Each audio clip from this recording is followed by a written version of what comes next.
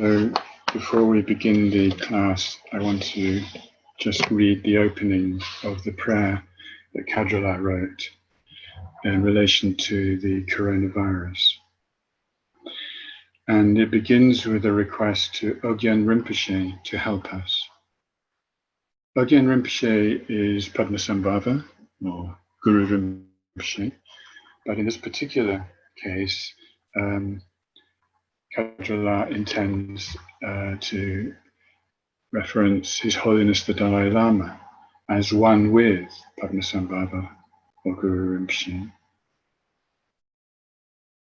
So based on the meditation on compassion, maybe you can just reflect on these opening words. I'll read them quite slowly and I'll have a pause after each section for you to just absorb the meaning.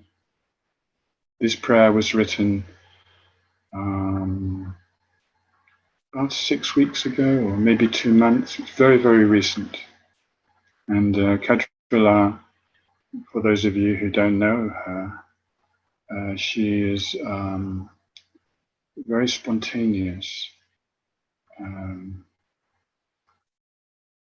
incredible sort of person. Ogyen Rinpoche, please help.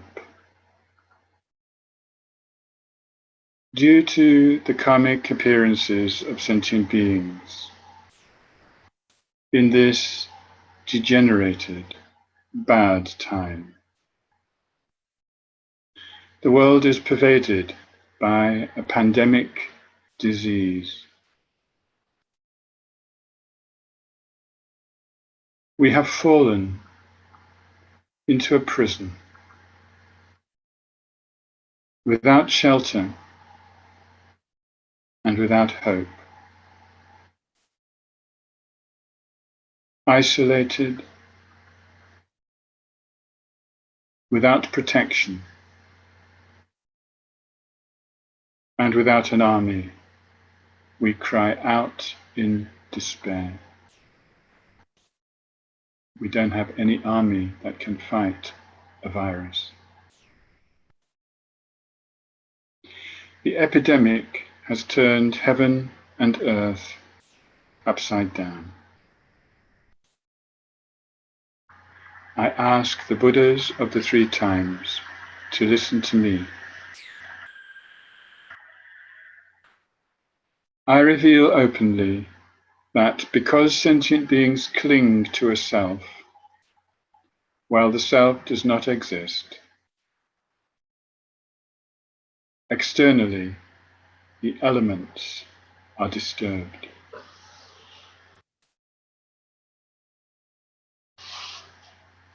I reveal openly that due to the hallucinated mind grasping at true existence, while true existence does not exist,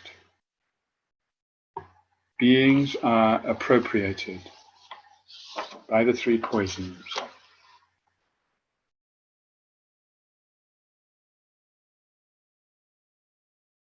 I reveal openly that, controlled by the black, poisonous snake of self-conception, we act for our victory while pursuing the defeat of others.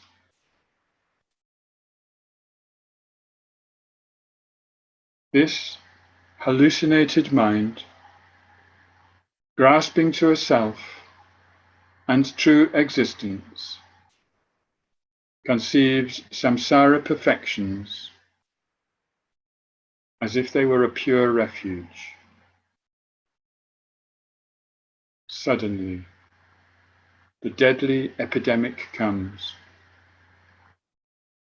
The graveyard of the maturation of actions,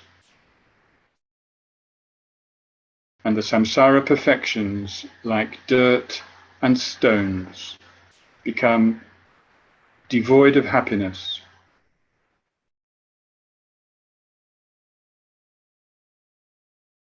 The time has come for great affection and great compassion.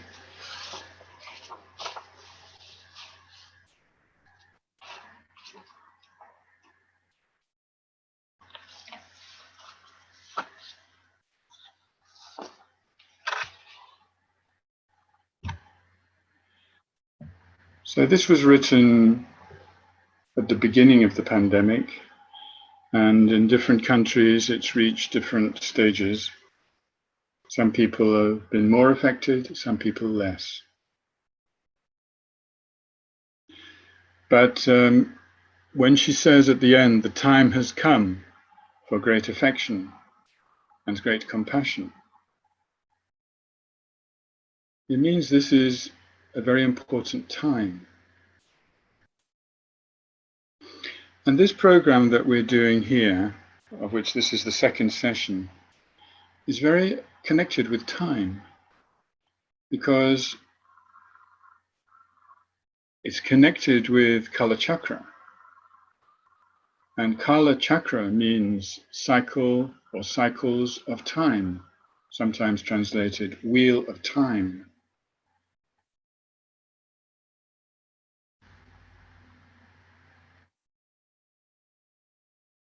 Cycles of time is a way to understand what happens within the individual, because we go through many cycles, whether it's year by year, month by month, or day by day, or minute by minute.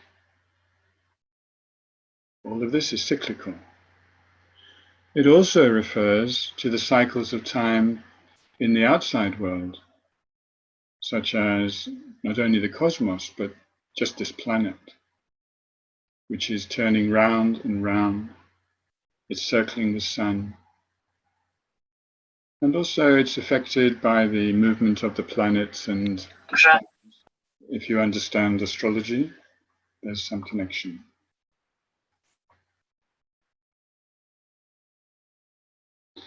And the Kalachakra system or methodology gives us a way for transforming these cycles into something very positive, because at the moment these cycles are a basis of suffering because of our karma.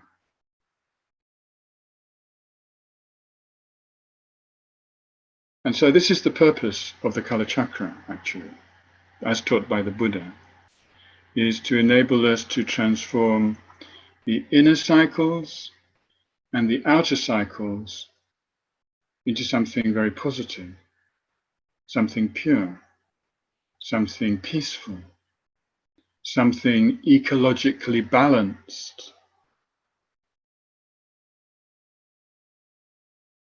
And this is possible. That's what's extraordinary, that we humans have extraordinary capacity for transforming not only ourselves, but also our world. We can transform it to something worse, or we can transform it to something better. It's up to us.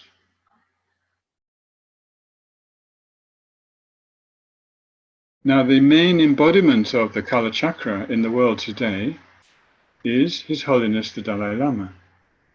He gave the Kalachakra empowerment something like 35 times in his life, which is unprecedented number of times. Previous Dalai Lamas gave it 3 or 4 times. And if we look in history, we find that Kalachakra has become very important in human society when it's going through big changes and upheavals. And clearly that is something which is happening in our world in these decades, but also particularly now. This is a very crucial time in world history. That's really why we're having this course, because Kalachakra has got something to say to us. And I'm trying to communicate it in terms of the situation that we're in today. Now, maybe like me, you were able to listen to the teachings by His Holiness Dalai Lama last weekend. In UK time, it was something like 3:30 in the morning. I think in Israel it was maybe more like 5:30, and probably similar in Russia. But you know, you're all in different parts of the world, so maybe the time was more or less convenient for you, but also you could watch the recordings later. So, like me, you may have been thinking, well, what is His Holiness telling us about the present situation? Of course, he taught extensively about compassion and about the nature of reality, the emptiness of inherent existence of everything. But also he talked about our present situation. On Saturday, he emphasized two issues. One, climate change. Two, war. And even on Saturday, I felt he gave more time to the topic of war than to the topic of climate change. And this surprised me a little bit because, as we all know, the issue of climate change is very, very serious these days. We're in serious danger of ecological collapse, which is the topic I'm going to talk about shortly. But in the second day, His Holiness didn't mention climate change, but he talked very extensively about war and about the need for nuclear disarmament.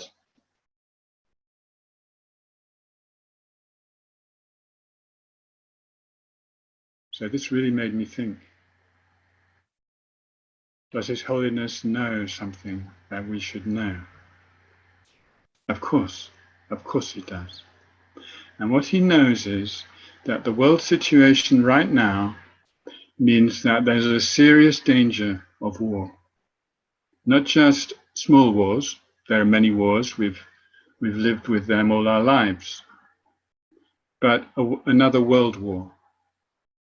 And if we look at the situations prior to the First World War and the Second World War, we can see certain similarities. So this is connected to economics. And the dominant economic system throughout the world, of course, is capitalism. And capitalism depends on growth, economic growth. That is why people invest in capital so they can get a return on their capital. If there's no possibility of a return, if there's no possibility of growth, then capitalism can't survive.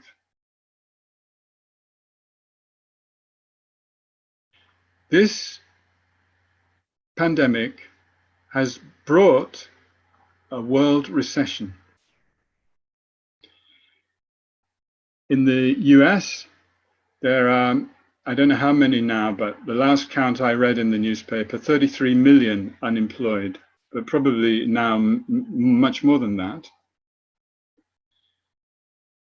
In the UK, the prediction is that the recession is going to be the deepest economic recession for 300 years. Well, if we look at the 20th century, there were some bad times, but we have to go back 300 years to see such a bad one. So the question is, can capitalism survive the recession which follows from the pandemic? Could be difficult. But the financial markets and those who are interested in the sustaining the present economic structure will fight for the survival of capitalism. That's what they have to do. That's their purpose. That's their job. And in such a situation, war is an option. Why? Because then you can invest your money in producing weapons, in destruction. And then, when the war comes to an end, you can again invest in reconstruction. This happened with the Second World War, which followed on from a recession, serious recession. And it happened with the Iraq War, that there was an investment before the war, an investment after the war, and capitalism survives. In fact, it's boosted by war, I'm sorry to say. So if there's a third world war, and we have to face the fact that it's a serious possibility, what will it be like? Well, the Second World War was a kind of collapse in many parts of the world. A collapse of all the familiar structures of society. And it's very hard for those of us who've never seen a world war to imagine what that's like. We just don't know. Actually, I'm sure most of us in this meeting have had a reasonably comfortable life, reasonably secure, that one day to the next, we more or less know how things are going to be. We've had a few ups and downs, yeah, and sometimes a little bit of fear, but things get put right.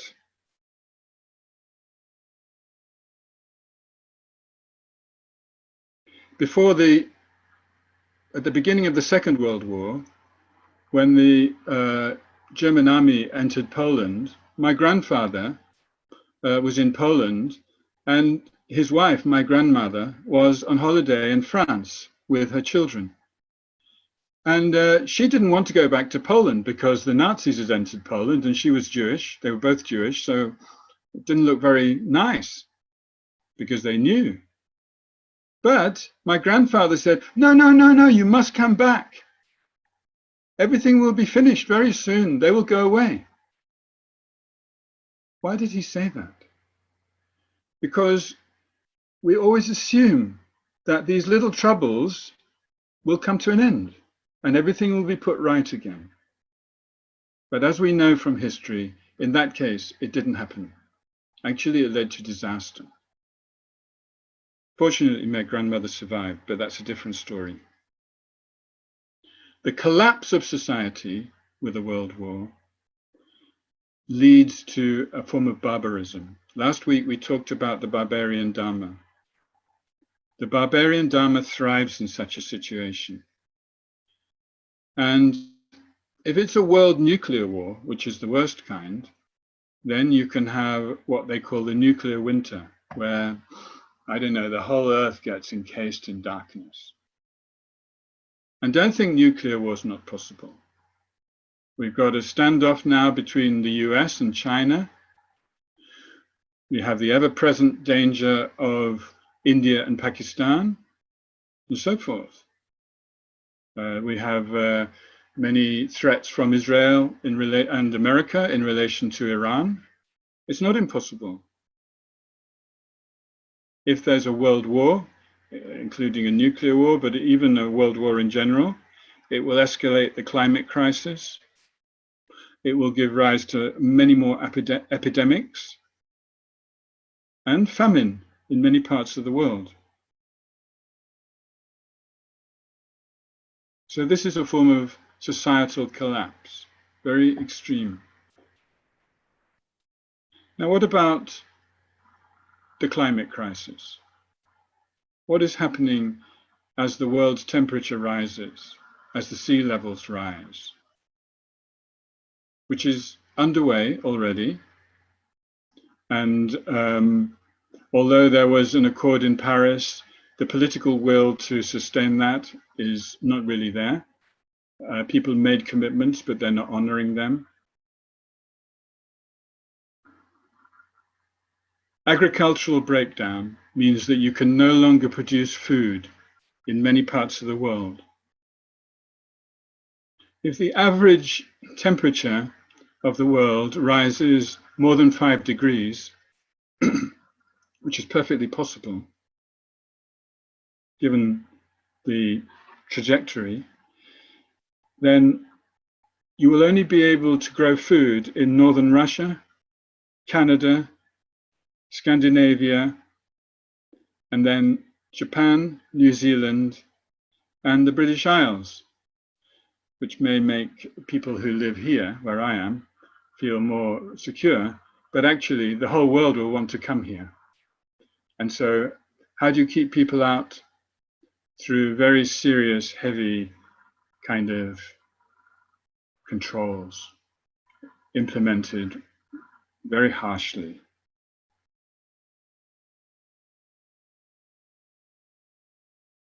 We also have a situation where we're on the brink of economic collapse. The world's economy is very fragile. We can look at what happened in Argentina in 2001. Bank accounts were frozen, and this led to rioting in the streets. They weren't able to pay out money to people. This has happened in many parts of the world. All over the world, people have lost confidence in politicians. There is a serious danger of political collapse, both within countries and internationally. What does political collapse look like? Well, in 2011, Libya became what's called a failed state. There's a political collapse. And since 2014, that country fell into violence between warring factions.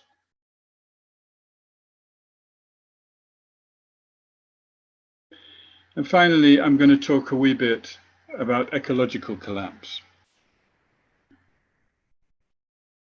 And prior to this session, you should have received a 10-minute video of Claire Farrell from Extinction Rebellion giving a talk at the Oxford Union. So some of you may have watched that. I recommend it. It's not easy, but it's based on scientific research. What did she say? She said, if you drop a cup and hope that it won't hit the floor, you are bound to be disappointed.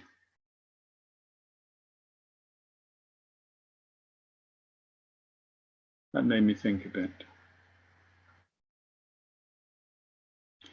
She suggested that we should liberate ourselves from hope. That was probably her main message. And it's difficult. It's difficult to let go of hope.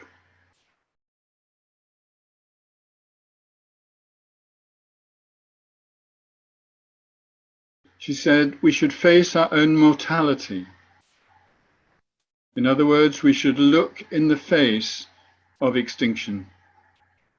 It's well known that the 6th mass extinction of this planet is already underway. This is not something talking about the future. This has already begun.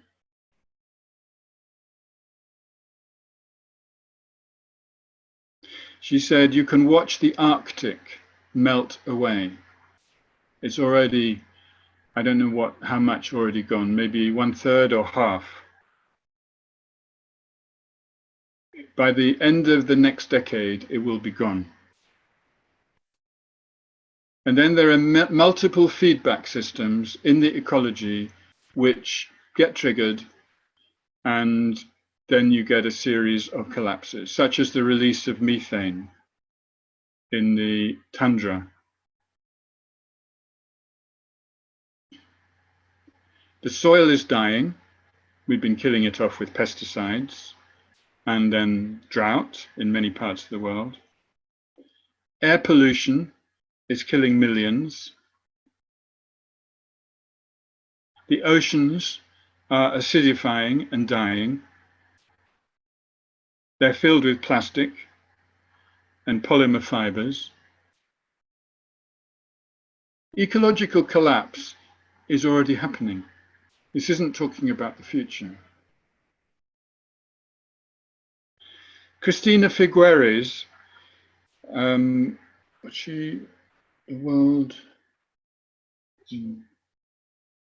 anyway, she's a senior finance figure in the economy.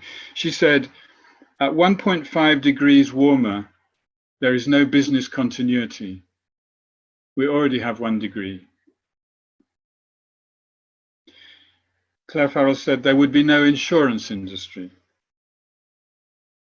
She mentioned that the super rich are planning their escape already. And there's a lack of political will to tackle this situation. Last year, 2019, there were runaway fires in the Arctic Circle. Later in the year, there were runaway fires in the Amazon. And then at the end of the year, there were runaway fires in Australia. That one affected me personally very strongly. And when Shan said, feel compassion in the meditation, I immediately thought of the 1 billion animals that were killed in the Australian fires. 1 billion. It's hard for us to get our head around these things. Also, in many parts of the world, there is a problem with floods. And also in other parts of the world, there is drought. And all of these things have led to wars such as Syria and Yemen. And then this leads to refugee crisis. We have millions of refugees in different camps in different parts of the world.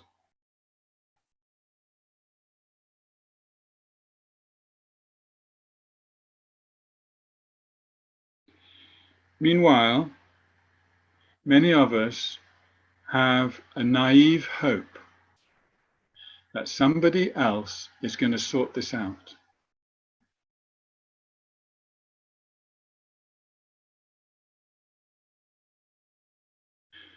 Because we've grown up in a world where that's what seems to happen. Somehow it gets sorted out. There's some powers, what we call in English, powers that be. It's a meaningless term, actually. But there's some powerful people who know what's going on, and they know how to fix it, and they will sort it out. So this is what Claire Farrell was really saying we need to let go of when she said, liberate yourself from hope. She was referring to this naive hope that someone else is going to sort it out. Okay. So that's going to be your question in the breakout groups. I'll give you the question, then I'll write it in the chat, and then Nitsan is going to copy it into the broadcast to the breakout groups once the groups begin. This is the question. How to face the future without the naive hope that someone else will sort things out. I'll say it again. How to face the future without the naive hope that someone else will sort things out. And while Nitsan is sorting out the breakout groups, and you are going to have about 15 minutes in your groups before we call you back, while he's doing that, I'll write the question in the chat.